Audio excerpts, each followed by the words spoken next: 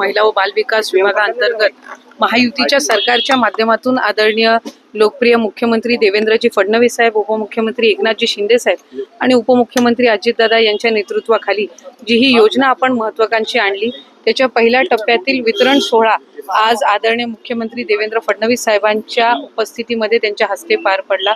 माझ्या सहकारी राज्यमंत्री मेघनाताई असतील, इतर सर्व सन्माननीय आमदार असतील, आशिषजी असतील, त्याचबरोबर विभागाचे सचिव, आयुक्त, इतर सर्व अधिकारी असतील आणि नागपूरचे सुद्धा सन्माननीय जिल्हाधिकारी, आयुक्त यांनी सुद्धा सगळ्यांनीच ही योजना अत्यंत प्रभावीपणे राबवण्यामध्ये आम्हाला मदत केली आणि आज साधारणपणे 1100 पात्र लाभार्थ्यांचे अर्ज हे आपल्याला नागपूर शहरातून प्राप्त झालेले आहेत। आमचं उद्दिष्ट 2000 रिक्षांचं आहे आणि आज आदरणीय देवेंद्रजी फडणवीस साहेब यांच्या हस्ते आपण जो हा पहिला वितरण सोहळा जो पार पडलेला आहे, मला खात्री आहे की यातून अधिकाधिक महिला या पुढे येतील, अर्ज सुद्धा करतील आणि या ज्या पिंक ई रिक्षा आहेत, या आपण जिथे मेट्रोची सुविधा आहे किंवा जिथे विमेन हॉस्टेल्स आहेत किंवा इंडस्ट्रीज जास्ती प्रमाणामध्ये आहेत किंवा ज्या पब्लिक प्लेसेस आहेत, इथे आपण अधिकाधिक त्या उपलब्ध करून देणार आहोत। पर्यटनाच्या ठिकाणी सुद्धा उपलब्ध करून देणार आहोत। आम्ही मुख्यमंत्री महोदयांना विनंती केली की एअरपोर्ट जिथे आहेत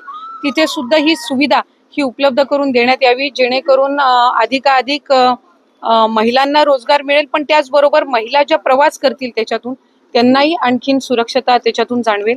आणि आज ज्या महिलांना ज्या पहिल्या टप्प्यामध्ये या पिंक ई रिक्षाच्या लाभार्थी ठरलेल्या आहेत, आमच्या सगळ्यांच्याच वतीने मी त्यांना खूप खूप शुभेच्छा देतो। राज्यातील कोणकोणत्या जिल्ह्यामध्ये ई रिक्षा वाटप होणार आहे आणि एकूण किती ई रिक्षा वाटप या योजनेच्या माध्यमातून राज्यभरात? साधारणपणे सगळ्यात ज्या महानगरपालिका आहेत तिथे आपण ह्या पिंक ई रिक्षा ज्या आहेत त्या उपलब्ध करून देणार आहोत आणि आम्ही पुढच्या 6 महिन्यामध्ये किमान 5000, किमान म्हणजे वर्षामध्ये तर 10,000चं उद्दिष्ट आहे, पण किमान 5000 ई रिक्षा ज्या आहेत त्या पहिल्या या 6 महिन्याच्या टप्प्यामध्ये आम्ही महानगरपालिका क्षेत्रामध्ये उपलब्ध करून देत आहोत। उद्या पुण्याला अजितदादांच्या हस्ते सुद्धा वितरण सोहळ्याचा कार्यक्रम आहे। त्याचबरोबर पुढच्या कालावधीमध्ये ज्या महानगरपालिका आहेत जिथे पात्र अर्ज आलेले आहेत तिथे सुद्धा आदरणीय तिथले पालकमंत्री असतील, विभाग म्हणून मी असेन किंवा राज्यमंत्री मेघनाताई असतील, ते कार्यक्रम होणार आहेत।